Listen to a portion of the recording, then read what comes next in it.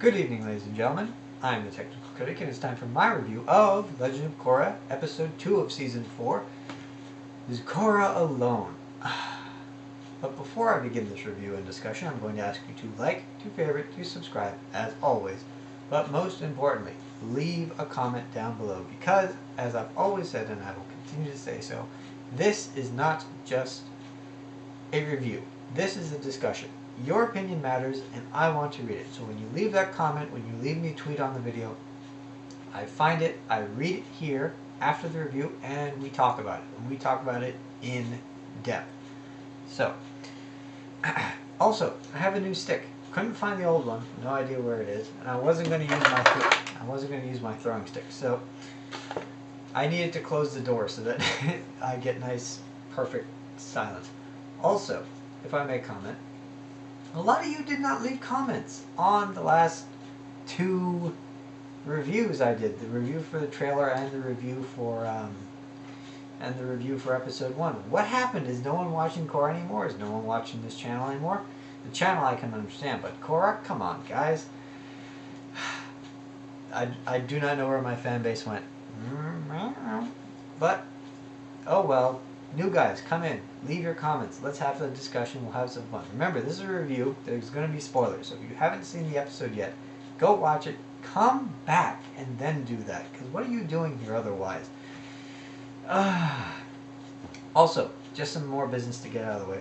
I have a Patreon account, so I'll put the link down there. It helps me to keep the reviews going. You can donate as little as you like. The person who leaves the 5th lowest amount will get something from me. I'm not going to tell you what, but you will get something from me. So, let's try and see if we can get that organized. Anyways, so let's begin. This episode. Let me start the last episode as well. Last episode was not good, and the reason it was not good is because these episodes with Korra, especially after the first season and the second season, they rely very heavily on duality. We need 2 episodes together in order to give us enough story to push the plot forward. The release of one episode after another, week after week after week, and I will complain about this until it is fixed. Simply, there is not enough given to us to justify releasing only half-hour episodes every single week. I mean, this episode pairs perfectly with the last one. I guarantee you. Take out the opening credits from this and the opening exposition from this one. Stitch the ending where Korra is walking out of the arena to the beginning of this one where she's trying to heal her elbow. Korra can heal. We learned that she's one of the few avatars who ever learned advanced waterbending enough so that she could heal herself. Thank goodness, finally, someone actually gave her that ability. But if you were to cut those together, it runs seamlessly. Honestly, it feels like someone said, "Okay, I'm going to write this script. We're going to do it. We're going to do it all as one big story." And then they just said, "Okay, at arbitrary points, we're just going to cut, and that's going to be how we decide the episodes." Because quite frankly, I can almost guarantee you this: the scene that comes next week in the beginning episode of 3, of which we do not know what the name is. We know that 4 is going to be called The Calling. Why we know 4 but not 3, I don't know. Again, I do not know what is going on. But I guarantee you, take the first clip of that, stitch it to the part where Toph gets discovered. It's probably going to run pretty seamlessly as well. So, as I said, guys, either release 3 episodes at a time so that we can binge watch it, or we can watch it at our own pace, or release them all at once and we could do the whole review and just geek out about everything. But don't do this 1 episode a week thing. It's hurting your series so severely. Episode 1 now, in terms of episode 2, is so much better. I encourage you to watch that episode and then watch this one. Just watch them back to back because they flow so well. Episode 1 really focuses on, okay, here's all the side characters. And I know it's bad to call characters like Mako and Asami and Bolin side characters, but this is the Legend of Korra. As much as badly as I would like it to be the Legend of Asami, it is the Legend of Korra. She is a side character, although a very close one to Korra, and I know I'm going to get a lot of hate for that, but just bear with me on this. So, we don't see Korra until the very last part of the episode. However, episode 2 takes Korra's exposition and it takes a good long montage of, okay, Korra gets sent to the South Pole so that she can recover. She's there with Katara, and as hard as it is seeing Katara as an old woman, just the dialogue that the two of them share together, whether or not it's because, yes, she is the reincarnation of Aang, and Katara sees that in her, and she speaks with, and Katara speaks with Korra the way that she would speak with Aang, it works. It just feels so good to have Katara. You have that old caring Katara that we knew from Airbender here. And it really does help to have her caring nature paired with the wisdom of a lifetime. And it comes together in such a beautiful way to help Korra rediscover her strength and push her to recovery. I mean, there's great scenes where she's not sleeping, so her mother comes out and goes, look, we haven't been pushing you, but you really need to work on recovering. Katara's there, she's like, look, I can heal you as much as I can physically do, but you have to want to become better. And it really does show Korra's inner strength. That fiery character that we know from seasons 1, 2, and 3. That inner strength, that Korra of, I will get through this, I will push through it. She really manages to harness that energy, and in doing so, you're rooting for Korra the entire time to recover. It makes it possible for her to recover, and you see it happen, and you're so happy when it happens. It's this, the telling of the story is done really, really well. They use the montage just extremely well, so that you're not lost in terms of her recovery. It's just that, okay, here's where she was, nothing happened until this point, okay, so we're going to skip that bit, we're going to go there. Nothing happened until this point, we're going to skip that bit, we're going to go there, and so on and so on and so forth. So it was a really good use of time. It was a really good use of pacing, because if they had skipped over too many things, or left one thing out here or one thing out there, it would have felt like her recovery was rushed. And I'm going to say this, her recovery did not at all feel rushed, mostly because, and it's incomplete, despite the fact that Katara, despite the fact that Katara helped Korra to learn how to walk again, to use her limbs again. You hear her frustration that I can't even wash myself or bathe myself or get myself dressed, etc., etc., etc. Simply because she helped her to do that, Korra is not better. We saw it at the end of season 3. We see it here. Korra is mentally broken. She was defeated by Zahir. She was almost dead. If it was not for the intervention of Jinora, she would have died, and that would have been the end of the Avatar cycle. So Korra really has become the tragic hero of her own story. And to put it forward, she now is at her lowest point. She now has to try and build herself back up.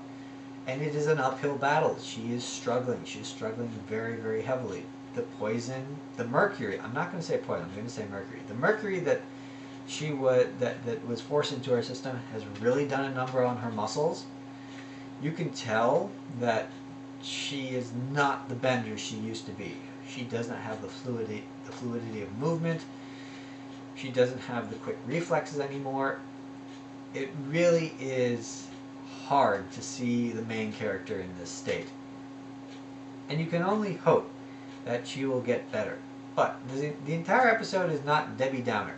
No. they do it in a way so that it's a little bit it's like the stock market. You see, the trend might be down, but if you zoom in close enough, you see all the little ups as it's on its way down. So that's how they do it. They say, okay, here's a little positive, here's a little positive, here's a little positive, here's a little positive.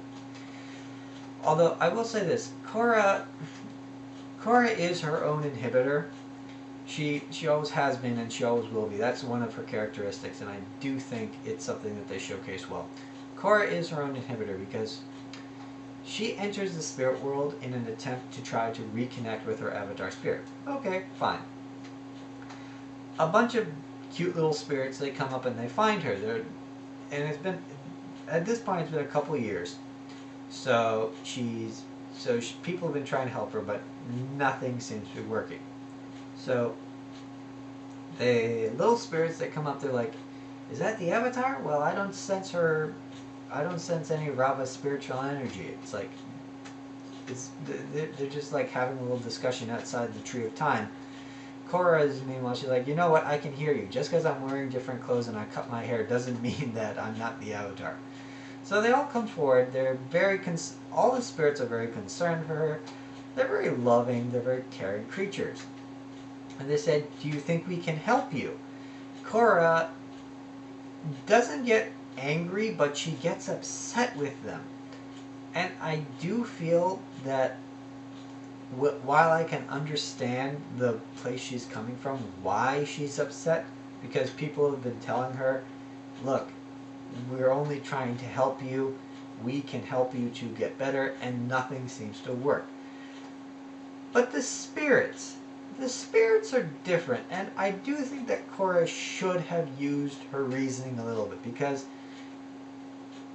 when one of the spirits says, I can't sense Rava's spiritual energy, that's a signal, right? That's a clue that, okay, you're dealing with an entity that is wholly different than anything you've dealt with before.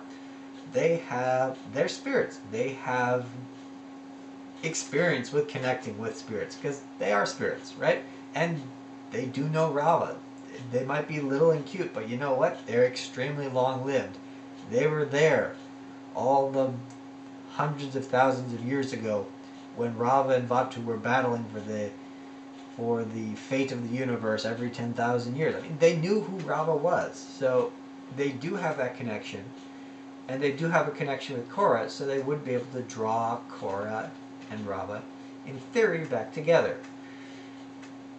I mean, even if you go to the lost episodes of Avatar, when Aang was shot by Azula with a lightning bolt, and he essentially was faded away, after Katara healed him, he was still unconscious, but in that unconsciousness, he was in the spirit realm. His spirit was in the spirit realm. So in between being shot and Katara healing him, he was in the spirit realm. And he was told, look, you've been knocked flat, but you will live. So you're not dead yet, you will live. What you have to do is go through the spirit realm and reconnect with your previous avatar spirits. And this will help you to eventually regain your avatar state. I mean, this has been a key part of the Avatar mythology pretty much forever. I mean, it's always been there, and I don't think that I actually do think it's something that Korra should focus on. Will she focus on it? Maybe, maybe not. I don't know. I can't predict the future, but not in this particular case. Where was I going with all this? Anyways, so yeah, I did think she was extremely rash to do that. I think that Korra will at some point have to go and reconnect with her past avatar spirits if she wants to rebuild herself back to that point that, okay, I am the avatar, this is this entirely new world, we have to deal with it. And I think that's going to be our overarching plot for the rest of the season. I do think it's going to be, okay, here's Korra. How does she overcome her defeat? How does anyone overcome defeat, right? That's going to be the overarching story for season 4. Remember, there's always an overarching thing. What is the role of government versus anarchy? Season 3. What is the role of race versus culture? Season 3. What is the role of government in terms of the powerful and the powerless? Season 1. Season 2 really didn't have an overarching subplot, but that's not something we're going to get into here. And moving on from there, generally, we just catch up to the present day where Avatar Korra is. She's haunted by basically a spirit version of herself, and she's in pursuit. And eventually the spirits do help her. Like, the spirits come in the form of a tiny animal, and they do come to help her. It's like, we don't know why you wouldn't let us help you, but we're going to help you. So they lead her into the swamp. If you recall from Avatar Airbender, there's a swamp where they learned about Toph Bei Fong. That's where the two of them originally met. So Korra goes into the spirit forest, or the swamp. I originally thought that she was still in the spirit world, that she'd been tricked. But she goes into the swamp. There she meets her dark avatar self.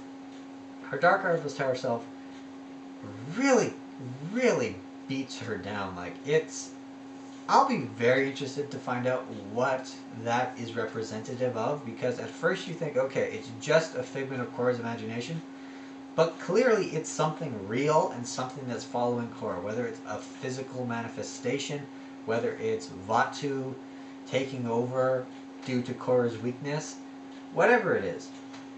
It seems to be that Korra is going to have to find out what it is, conquer what it is, and that will be her own personal journey for this season. So she's there. She tries to fight the spirit, then she tries to run away from the spirit, because the spirit is clearly way too powerful for her. And basically she ends up in the mud, and then she's found by who else? Toph, the one who we've been teased about in the trailer. She's found by Toph, and it's such a disjointed moment. It feels like, just with, okay, here's Toph in my mind. Toph is a 10-year-old blind girl, or at the very least, she was the police chief of Republic City, if your brain has worked that far. Personally, I'm still stuck with, okay, Toph is a 10-year-old blind girl, who is also the greatest earthbender of all time. Seeing Toph as an old woman, it was so weird, because as she was speaking, it was her same mannerisms, just in an older person. It was done really, really well, because you can instantly connect, okay, who is this old woman? We've been told that Korra's going to meet Toph. You see her light up her hand, and then Toph turns around. It's good to see you again, Twinkle Toes, and then just cut the black. No! Don't do that! We need to know what happens next. And now we have to wait an entire another week. It's between Josh and Michael. I do think that they did a really good job building and then setting up to the ending of this. If you didn't see the trailer, you would have been really, really surprised. Even seeing the trailer, you are still really, really surprised. I'm glad I saw the trailer, because to be quite frank, if I didn't, my heart couldn't take it. I remember the first time I saw Katara as an old woman, way back, season 1, episode 1 of Airbender. Literally, my heart, I felt like I was having a heart attack, because just reorientating your brain to that particular thing, it's a very big strain. If I had seen Toph as an old woman, without knowing that she was going to be in this season, I probably would have passed out. It's just one of those moments. Alright, so that's been my review. It was a very good episode. It complements episode 1 very, very well. I encourage everyone to watch it. There really is nothing left to say on it. I mean, commentary-wise, it sets up the arc well. It really does show us how Korra is dealing with her predicament, how her friends are there to support her. Even her relationship with Asami gets a very brief mention. It does look like they're going to throw Korrasami out the window, though. I'm sorry to say it. It looks like they're going to throw Korrasami out the window, and oh well. What are you going to do? There were a lot of humorous parts, though, in this episode. Like, Korra decides, okay, she's going to go. She's going to sail. She sails the world a bit. She happens to come upon this one place where Avatar Aang was at one point. It's like, oh, you're the Avatar. Here, come, take a picture from my wall of Avatar. It's just a wall with a picture of Avatar Aang on it. And you have to think to yourself, what the heck was this guy thinking? How did he think this was going to work? Like what, a new Avatar crops up every 10 years? Or what, is he going to live to be 1,000 so he can actually make his wall work? I don't know. I don't know, but it was just a really surreal moment. It's like, okay, that's lighthearted, and it skips me. It's like, here we go. Finally, something to break all the drama and let us have a moment to breathe. That was really well done, I think, and I do think that this episode was well paced. It fits in well with the first episode, and just everything about it, exposition-wise, was done extremely beautifully. Alright, so that's been the review. Let us move on to the discussion. Alright guys, this is the discussion section. We just finished the review. If you skipped forward to here, I suggest you go back and listen to my review so you know my opinions, my thoughts on what I saw as critical, as what I saw as good, and basically everything together. But this is where all of your comments come together and become a part of the discussion. And I have to say, guys, I am extremely disappointed with you. Only 2 comments. Thank God for Juan Rodriguez, and most importantly for Knife Inc. Her review and her comments on Twitter, quite frankly, they were spectacular. And thank you, Juan, as always, for being so detailed in your feelings. Otherwise, we would not have a discussion. Come on, guys. You're intelligent people. Even you, Bucky. I'm surprised that you didn't put a comment on one of these videos. I mean, even if it was something inane, I would have at least taken a glance at it.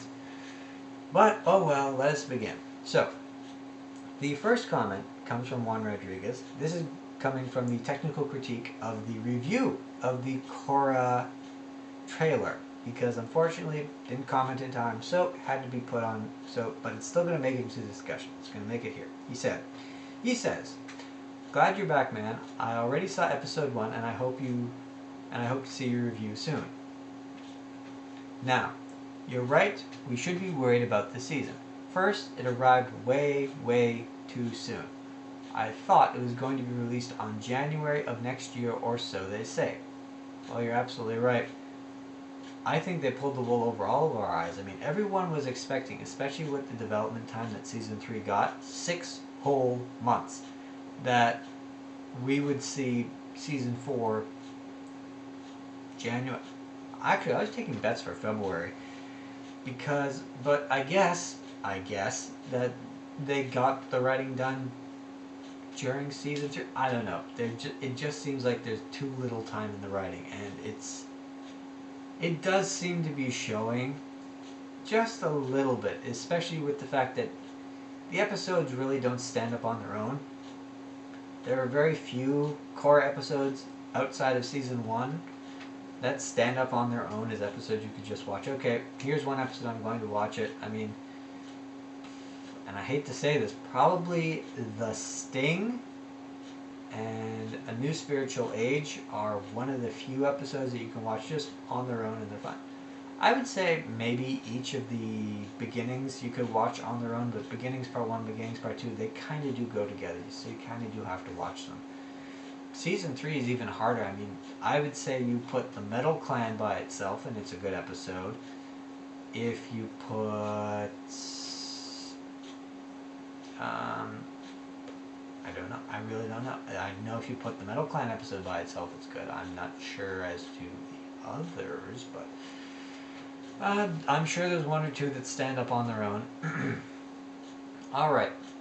He says, second, I don't think we're going to see the Fire Nation, or maybe a brief in 1 or 2 episodes. Well, I'm afraid you're right about that as well, Juan. I mean, we're 2 episodes in. We're still in the Earth Kingdom. It seems that the conflict is going to be mainly Earth Kingdom, despite the fact that we do see the Fire Lord in the trailer.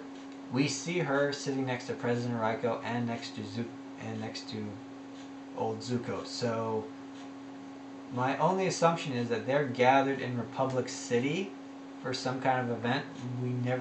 It's a pity we're never actually going to get to see the Fire Nation. Oh well.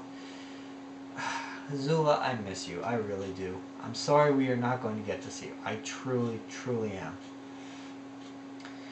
Lastly, he goes on, lastly, this season, to me, does not feel like the finale or like the fight to end all fights against this type of situation.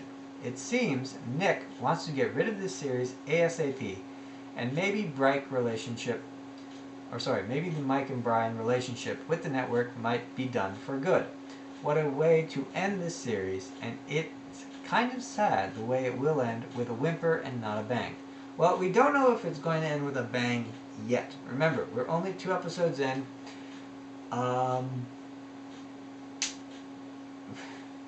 Although you are right, Nickelodeon is, and Viacom as an extension of this, they're not the brightest bulbs. They're not the dimmest bulbs. They're the burnt out bulbs. And when I say burnt out, I'm also referring to Michael and Brian. No offense, guys, but you did say, we are burned out on Avatar. We do not want to do it anymore. So, but, look. You guys have a really successful series on your hand. You're just throwing money away. You have 1,000 avatars to write for it. We didn't create this universe. You did. You put this burden on yourselves. Come on, guys. Stick with it. Try and stick with it. Look, if you're not going to produce Avatar Airbender or Avatar Korra or anything else Avatar related, pass the mantle on to someone else. I'm sure that there are more than enough competent writers out there who love... Look at all the fan fiction.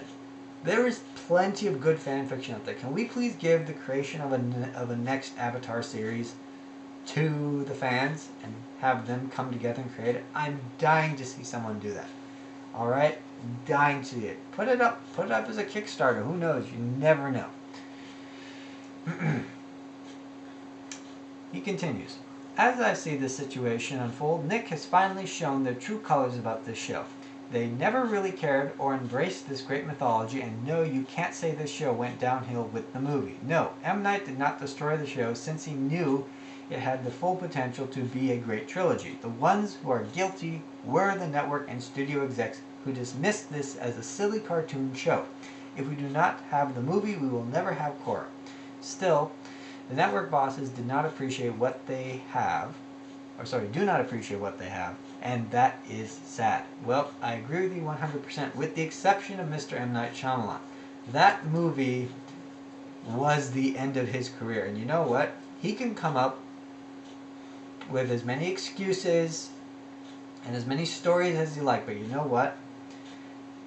The facts are, the movie is ridiculously exposition heavy.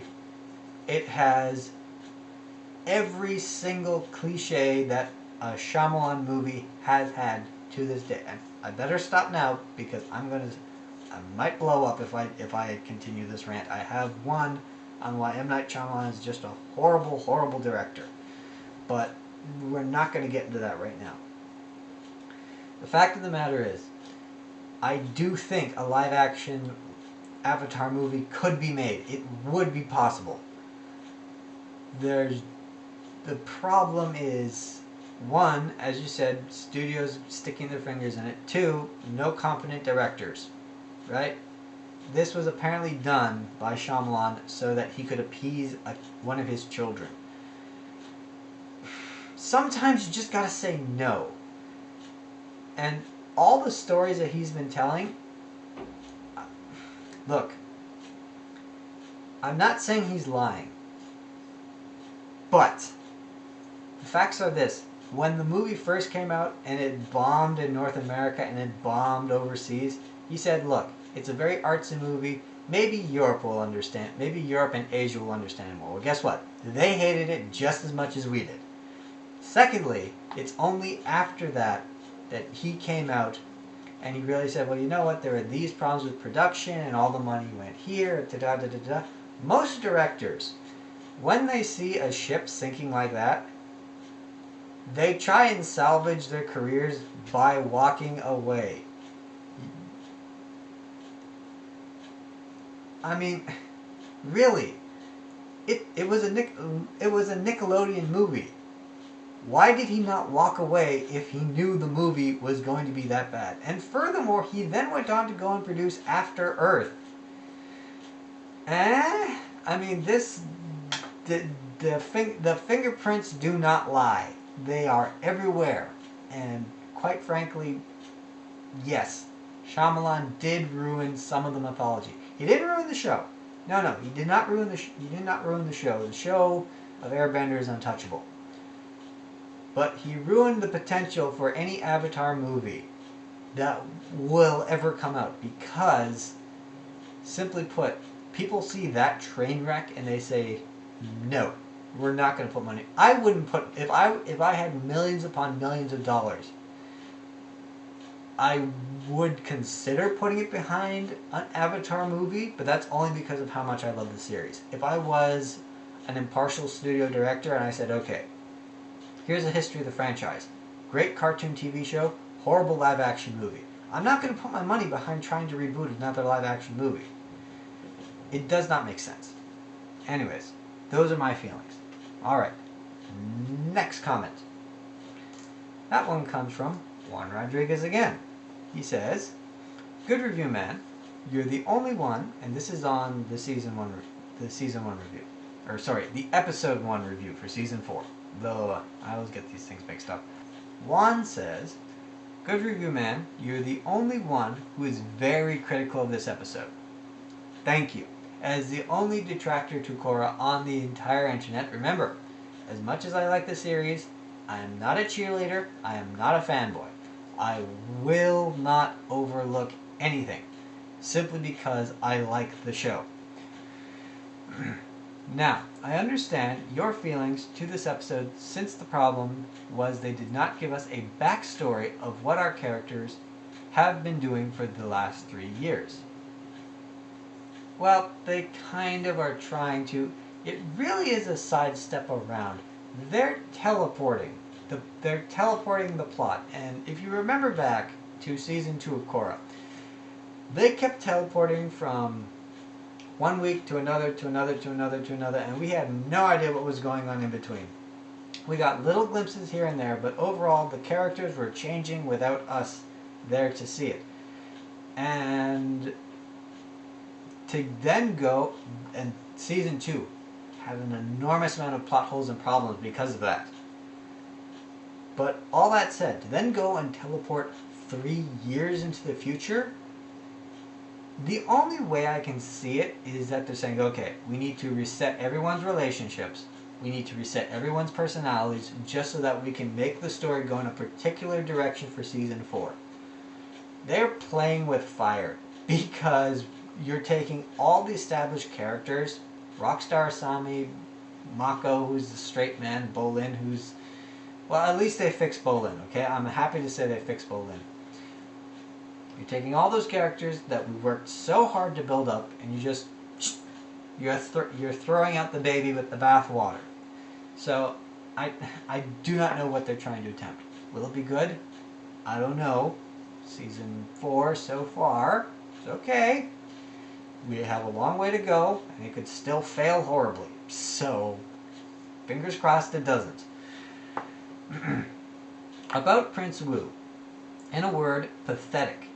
And I was shocked that he is being supported by Tenzin Lin and President Raiko. Well, I think they have the best intention, but that is basically where the conflict is going to come from. It's going to be, okay, here's Kuvera, here's the king. The two of them are not going to get along. This is where our tension is going to come from. It's simply an exercise in tension building. It's being done deliberately so that we can have, in the words of Theodore Roosevelt, a nice little war. Continued. My money is on Kuvira because she's a woman who can rule an empire with a mighty fist. I don't know if she's good or bad, but one thing is for sure, she's not a member of the Red Lotus. Well, you're correct there. And I don't think that she's bad. I don't think that she's good. I think she's simply independent. And because she's independent and she wants to see order based on her upbringing in the Metal Clan, that's what we're going to see. And that's, again, that's where the conflict's going to come. She's not going to relinquish power to someone she does not feel can keep order. The Daili are great, but they're not everywhere. She is. So, who knows? Continued. Everything she does goes against what Zahir and his followers believe. Finally, Korra. Oh, poor Korra getting her ass kicked so easily by a low earth-bending fire. It's a good thing that the past avatars were not around to see this disgrace. I was hoping to see her in a mystical place meditating to train her body, mind, and spirit. But no, she's fighting in an underground arena, getting her ass owned by anyone she fights. How the mighty have fallen. I can't say where this is going, but let's wait and see.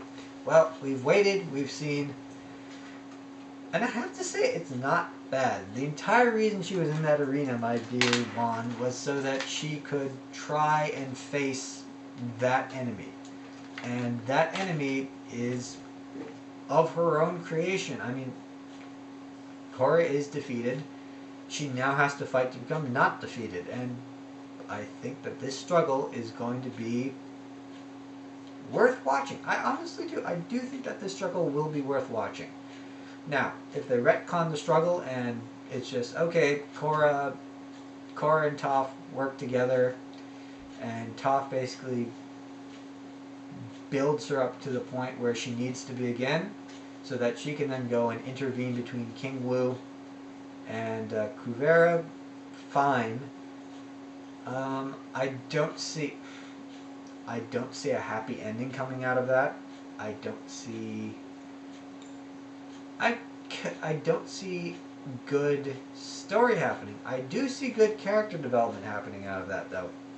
Because Toph, being one of the old characters, is extremely well established.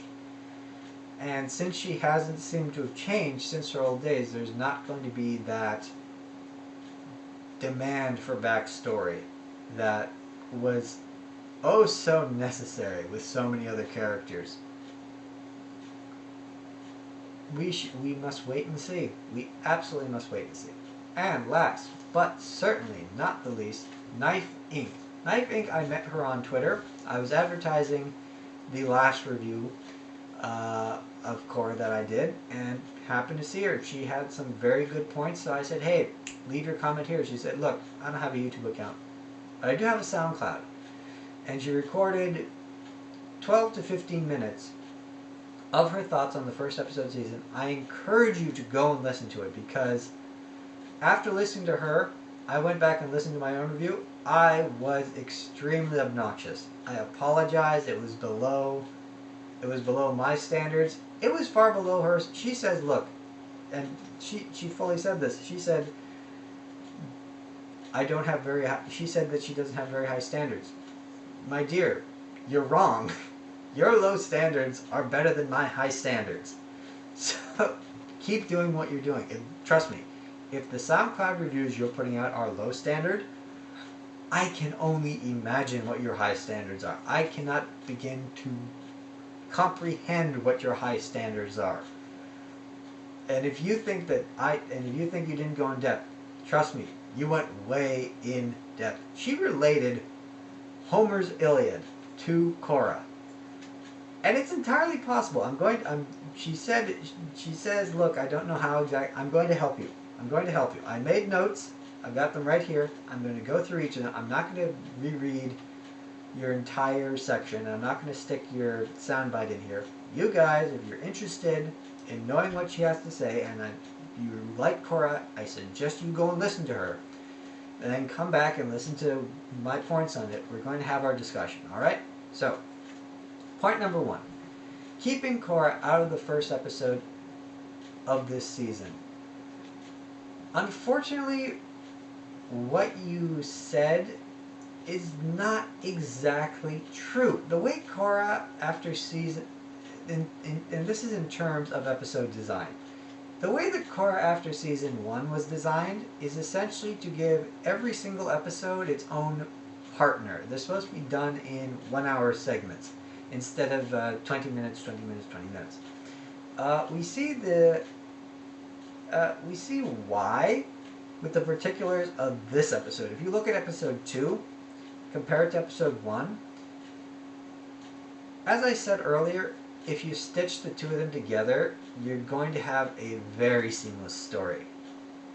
And as such, it is to my supreme and eternal irritation that they have 1 week of spacing between these episodes. You and I both know this. A week is the equivalent of an entire year here on the internet. And important information is deliberately being kept from us.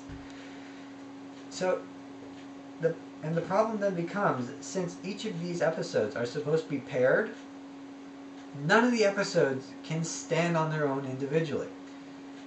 If you had shown this episode, episode 2, just by itself, it would make sense. It would be okay. But when paired with the first episode, it becomes better because it shows Korra not just in her own context, but in the context of all her fellows. Where are they in terms of where is she? So in stitching these things together, you then get an entire picture of, okay, here's Team Avatar, here's what they've been up to. Korra has clearly been up to a lot more than Team Avatar has been up to. That's why we can stick all of them into one episode and her into her own. I mean, just thinking back to the previous seasons, I would say that the only episodes that could probably stand on their own are The Sting, because that is an 80s movie compressed into 20 minutes. A New Spiritual Age, because that's Korra on her own in the spirit world. And even so, it does have plenty of ties back to episode 10, which is the guide. So again, you have that off balance there. And for season 3, I did say that I didn't think there were any episodes that could stand on their own. I did my research. The Stakeout can stand on its own because it has a beginning, a middle, and its end. And Long Live the Queen, it could also stand on its own because it has a beginning, a middle, and an end. And while at the end it does have a teaser for the next episode, everything that's major happens in that episode. There's nothing that happens afterwards that you could essentially say, okay, yeah, that was a big thing that happened, but it was a part of this even bigger thing happening over here. No, those were big things that happened on their own. And it was good that they happened on their own, because otherwise it would have felt extremely disjointed. So, I mean, they were essentially stop episodes for binge viewing. If you were someone who was watching through this series back to back to back, you would say, okay, The Stakeout, this is where I stopped, because that was some pretty heavy stuff that happened. Long Live the Queen, that's where I stopped, because that was some pretty heavy stuff that happened. I need a breather. Alright, so that was my first point. The second point is, in terms of the time gap where you discussed the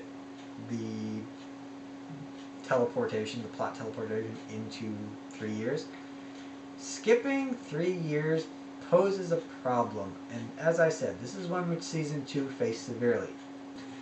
Days and weeks would pass,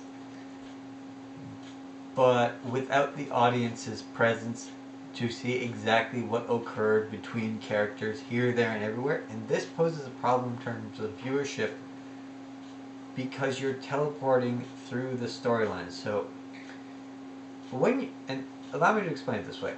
When you rush from plot to plot to plot in a series of expositions or in a montage way to get to the next plot point, you carry the audience with you.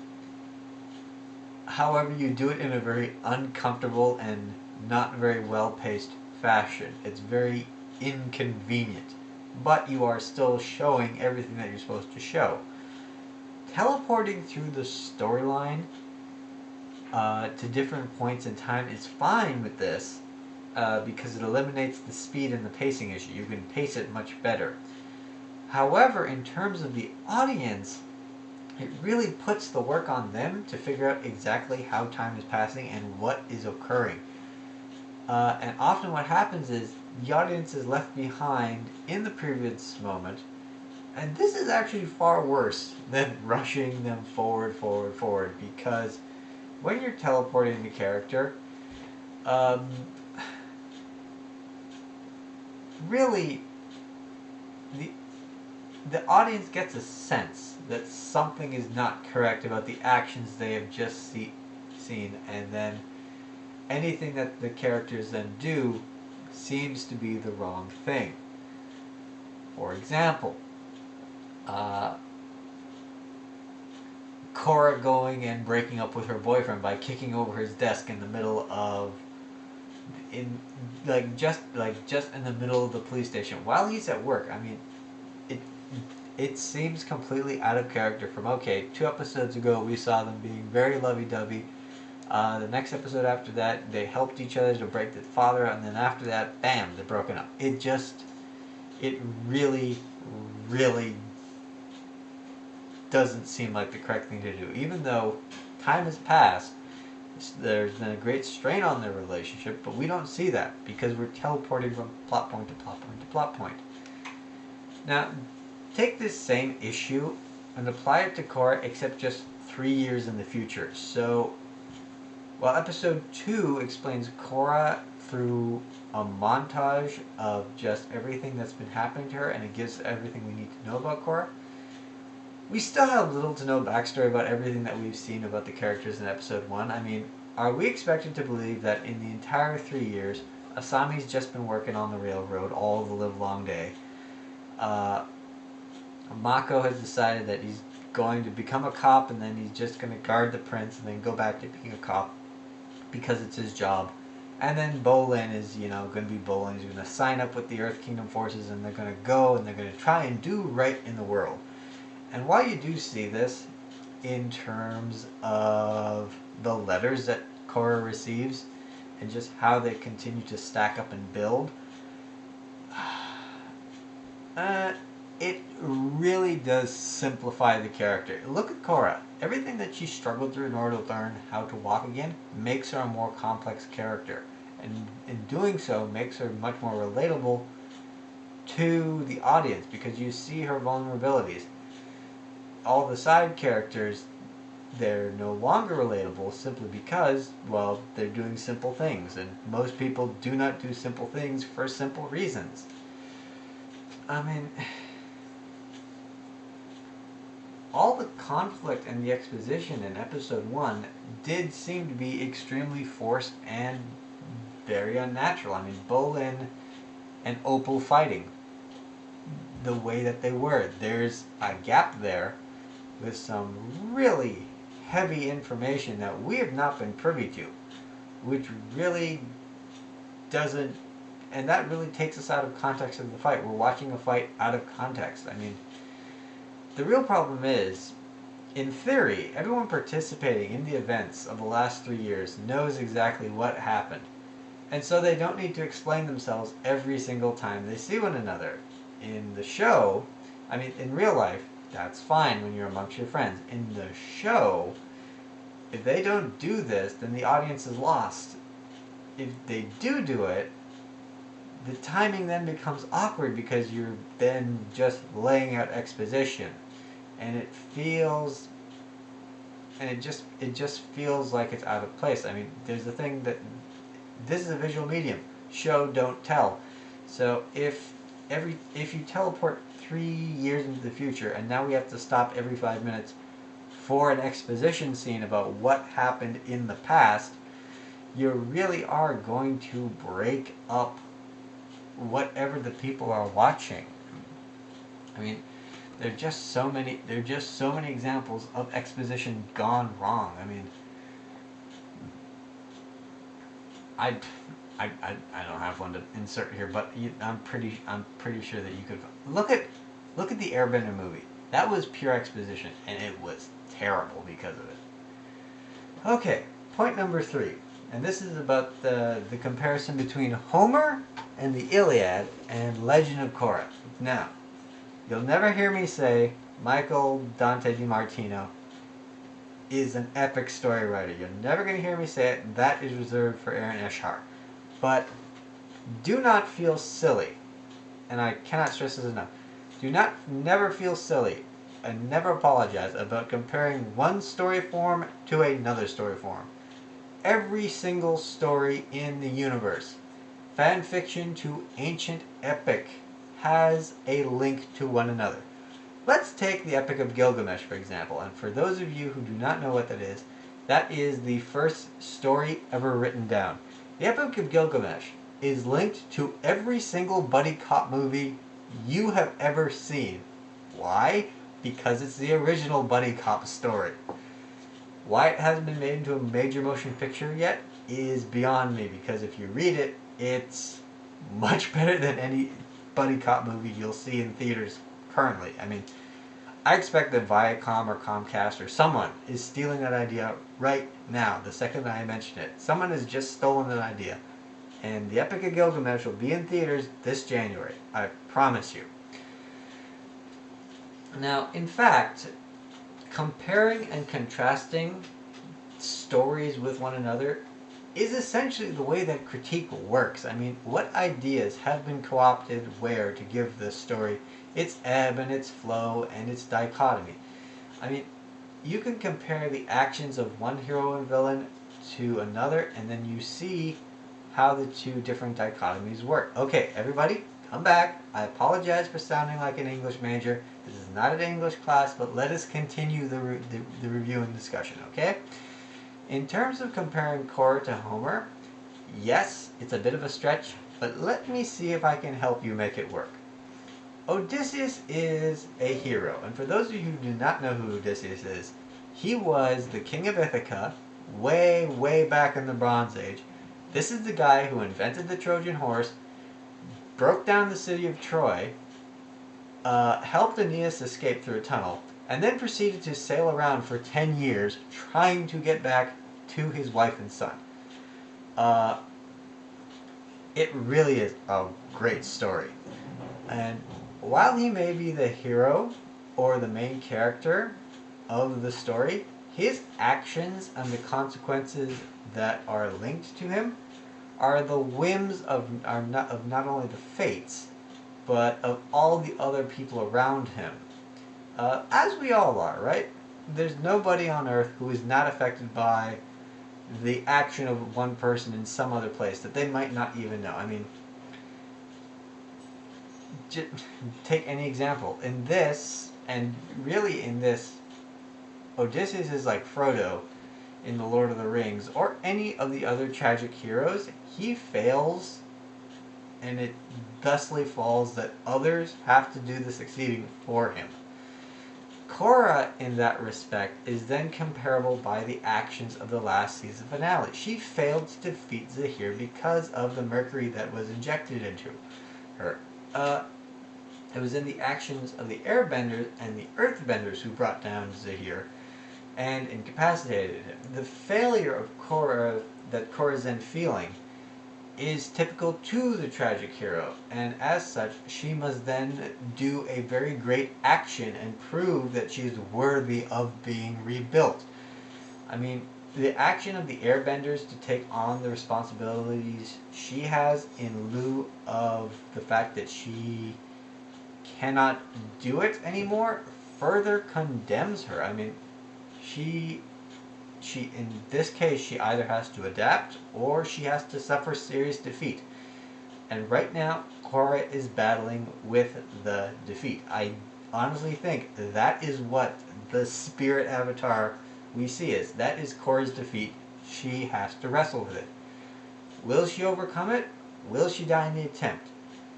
At this point, we truly can only speculate, but I think it's safe to say that that is going to be the overarching plot.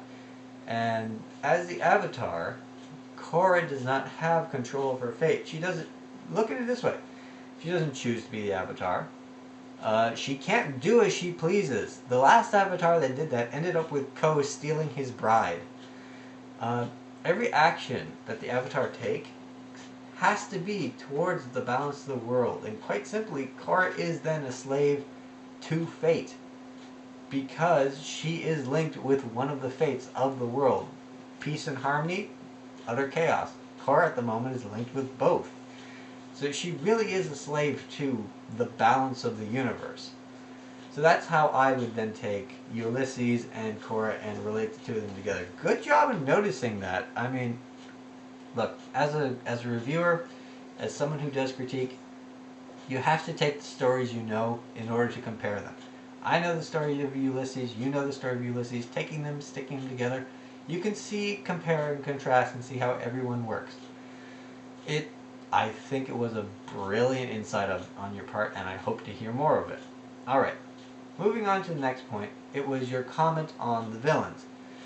And in terms of villains, your comments intrigue me. As far as villains go, yes, we've been forced to sit through a bad villain. Unalaq is the one I'm referring to. I mean, his motives, quite frankly, were at best sketchy. I'm not entirely sure what he was trying to do. And the attempts to try and retcon him by linking him to Zahir by saying, well, look, Unalaq was the head of this, Zahir came in under him, and then the Red Lotus had their own split. It's pathetic. It is completely and utterly pathetic. But in terms of conditions, yes, you're absolutely correct. Every villain we've seen so far has been politically motivated and with one single motivation: overthrow the current governing body and recreate it in their own image. I mean, Aemon did this, Unalaq did this, even though technically he didn't need to. He basically wanted to become ruler of both water tribes, which technically he already was, so I really didn't see what the point of him doing that was.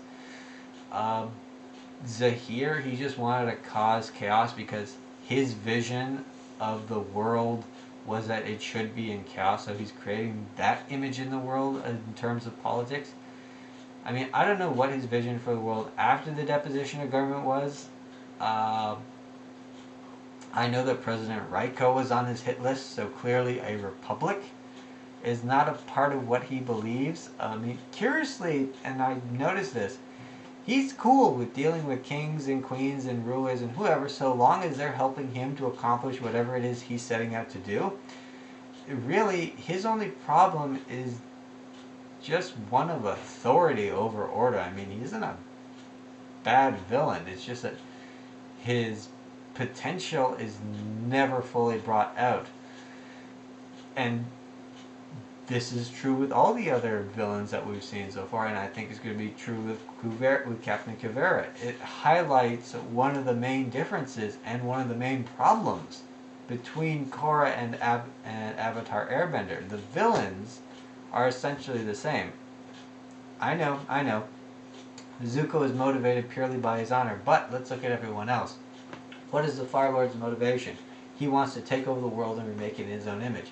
Azula wants to rule by his side. And these are the two major villains throughout the series, with the exception of Zuko, and their political motivations are the exact same as any that we've seen in Korra. The difference is, however, in Airbender, they were constants. The Fire Lord was always the Fire Lord going after power. Azula was always kick-ass Azula. Zuko was probably the only wild card because of his uncle. In Korra, but here's the thing. From season to season, you didn't know what to expect with what the villains were going to do. You didn't know if they would win. You didn't know if they would lose. You knew something would happen. You just didn't know exactly what. Korra, on the other hand, seems to rely on the season finale overturning the villain in some way. It does not matter. And this really takes away from the show's ability to keep the audience in suspense. The fall of Zahir was, without a doubt, suspenseful. But was it unexpected? Looking at the previous 2 seasons, did anyone actually think, okay, the season finale is coming, is this not going to be the end of Zahir? There was a heavy amount of speculation that, okay, season finale is going to come, Zahir's either going to win, or he's going to lose and the world's going to move on without him. Because that's the world that they've built in terms of Korra. We've got these one-season villains that never really make it, they never really get to establish themselves. I mean, 13 episodes is not enough time. It just simply is not.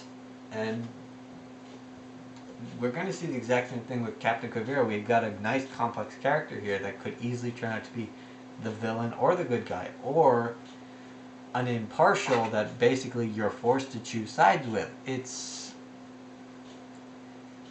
The problem is that we only have 13 episodes in which to do that, and we've already spent 2 of them. We've got 11 left. I think it would be better if we had 20 in which to do it, and then we could take the story where it actually needs to go. Personally I think Korra needs 2 more seasons. We need a 5th and 6th season. We should campaign for that. Maybe it'll get done. Who knows? But alright, that's my thoughts on what you thought on the villains. They're not bad villains, it's just that they're never given the chance to truly spread their wings from season to season to season. If Amon was still a thing from season 1 to season 2, or Zahir was still a thing from season 3 to season 4, tell me you would not be interested in that. Tell me. Honestly. Now, as to the point of the fight between Opal and Bolin, it really was worrying. Again, it harkens back to the teleportation through 3 years forward in time, but we've already spoken about that. We, the viewer, were basically left to break it down beyond that, and in order to help the viewers break it down beyond that, this is what I can gather from the Avatar Korra Wikipedia. Basically, we have to do research in order to watch this show and figure out what's going on. So here's what I found. With the death of the Earth Queen, Captain Kuvira was appointed as interim president of the Earth Kingdom in order to reunite it. Now, clearly, Suyin did not agree with this from the beginning because, let's face it, she is the matriarch of the Metal Clan, and quite frankly, she clearly has ambitions of her own. I mean, look at it. She speaks out against the Queen of the Earth Kingdom, saying she's corrupt, she's old-fashioned, we should just completely get away with her. But what is Suyin, if not the Queen of the Metal Benders? I mean, everyone defers to her, she leads everyone. I don't think she's an elected official in any capacity. She is essentially the founder of her own tiny little kingdom that is, technically speaking, in control of the Earth Kingdom. But you know what? If it came down to the 2 of them, I would say that the Metal Benders could hold their own against an Earth Kingdom army. Do not worry about that. I mean, what are they going to do? Send metal tanks against Metal Benders? Come on. Really? But continuing on. With Suyin's ambition, she clearly viewed her eldest son and Kuvira essentially waging war across the Earth Kingdom as nothing more than a grab for power. And this is the reason for the split. I think that the eldest son, I don't remember his name, I think that the eldest son said, look, the kingdom's in chaos, I can't just sit here and do nothing. Let me go with Captain Kuvira and see what I can do. Or President Kuvira, as we should clearly be referring to her as. Which, by the way, as a villain, you can't hate her. Because it's Zelda Williams. Zelda Williams is Captain Kavira. I love Robin. I'm sorry, I can't hate his daughter. I'm not one of those people. I can't do it. Nickelodeon, you played a brilliant move. No one can hate her. I'm sorry, I can't do it. I cannot hate her. It's not physically possible for me to do so. Alright, so moving on from there. The influence that Captain Kavira has clearly seems to be spreading, and the influence that Su Yin has clearly seems to be spreading, because if you look at the province of Yin, it seems like a bold-faced takeover of the Earth Kingdom in the name of the Earth King, as a ploy for Kavira to gain power and influence. I mean, the governor flat out says, look, the only reason you want this region is because it's rich in ore. It sounds like he's been influenced by someone clearly against Captain Kavira. It's despite the fact that he has bandits knocking down his door. I mean, just according to her bio, because we the audience now have to do research in order to watch a 30-minute TV show. Despite taking the position of the president in the interim, she clearly feels what Su Yin feels. And when I say she, Kavira clearly feels what Su Yin feels, that the monarchy of the Earth Kingdom is outdated. And it's not hard to believe that, because she was Su Yin's second in command. It would follow that the two of them have very similar thinking. So here then, we get our battle lines drawn. You've got Kavira on one side, who is independently minded enough to defy the Earth Kingdom's tradition of the rulership of Ba Sing Se due to her upbringing, and she's also powerful enough to defy them with the weight of her army, her rail system, and the provinces united behind her. The question really then is, what will the states of the Earth Kingdom do? Do the states of the Earth Kingdom take the opportunity to try and fight for their own autonomy? Do they say, well, you know what? The Earth King may not be bad, or the Earth King may be bad, but Kuvira looks worse. We're going to try and stay loyal to the Earth Kingdom. Or do they say to themselves, well, you know what? We can have peace, prosperity, and safety underneath Kuvira simply by giving up whatever freedom that we think we have. I mean, that's going to be the major issue, and it will be a pleasure to watch. Moving on, that's my thoughts on that particular point. Moving on to Korra's father's reaction. This is one of the last points that she made. You're completely right. Korra's dad not being emotional at the discovery of his daughter's disappearance. If your tone of voice when you're told that your only child has disappeared off the face of the earth is the exact same monotone as the greeting that you were given when you first got there, it's not good parenting. It's not good parenting at all. I mean, sure, yes, he has been receiving letters from Korra claiming that she's in Republic City, but there's a broader point. And you know what? Good job on catching this, because I did not catch it, which only goes to prove my ears are not worth a damn anymore. I'm 24. This is what happens when you grow old. Stay young. Stay young. But the broader point is, it seems that no one seems to have asked about Korra in the last 6 months she was gone from the South Pole. Not Asami, not Tenzin, not Bolin, not Mako. No one seems to be corresponding with her.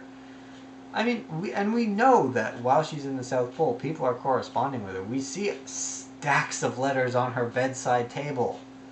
So, what happened? Did Asami send her a letter and it bounced right back and she said, oh well, I guess Like, they all assume that Korra's in the South Pole. So what happened that that no one questioned Korra's non-responsiveness? I mean, someone somewhere must have asked something. It just makes little to no sense to me. I mean, did Asami get the letter back unopened? Did she ever send that letter to Asami? What happened? I mean, surely she would have let someone know that she was headed to Republic City, right? So then when Korra never showed up in Republic City, someone should have said something. I mean, does Tanrock and Tenzin not send each other letters? Do they not correspond with one another and ask, hey, you know what? I know I've been getting letters from my daughter, but really, how, in your opinion, is Korra doing? I don't get it. I do not understand why it took this long for someone to figure this out.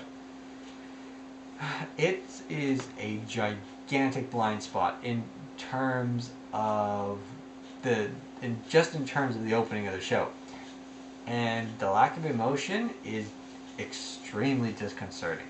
I mean, just completely out there. And finally, this is the very last point. It was about Mako versus Bolin. Knife Inc. mentioned that at some point we might have to see Mako versus Bolin, and that it was very nice to see Mako not only in his new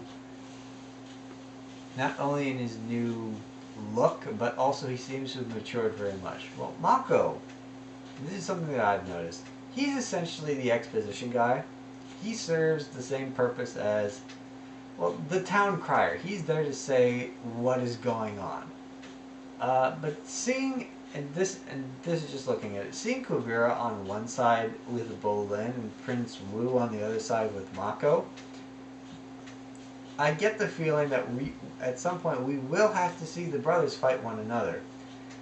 And in that case, I suggest that you get busy reading the Bhagavad Gita, because that is going to have an entirely new comparison into, okay, here's one brother on one side, here's one brother on the other side. What is their duty to their leaders or to each other? And that is a very great philosophical question, one that is very hard to answer. But read up on it. I think you'll find the answer is surprising and uniquely eloquent. But good review. Really, really good review. I liked it. I liked the fact that you were concise. You covered a lot of points. You did it in under 12 minutes. This review has been going on for, let's see, 3, 4, 5 20-minute videos. That's an hour, and this will be about an hour and 40 minutes once it's all finally been cut together. But that's the joy of discussing things. When you are passionate about a topic, you can speak for hours. I hope you join us here. Maybe we can even podcast together. So far, I've got 3 people together for our Legend of Korra podcast. We would love to have a 4th. My email is in the discussion section, or not the discussion, the about section of this channel. So feel free to drop me a message. If you want to talk, message me on Twitter. It's fine. It's fine. Alright, so that's been the discussion. That's been the review. Highly enjoyed the episode. Highly enjoyed the discussion. If you made it all the way to here, as always, you're awesome, because it's very hard to listen to me. I talk a lot and I'm very repetitive. But I hope you enjoyed it. As always, like, favorite, subscribe. Leave that comment so that you can be a part of the discussion too. And, as always, I will see you in the next review.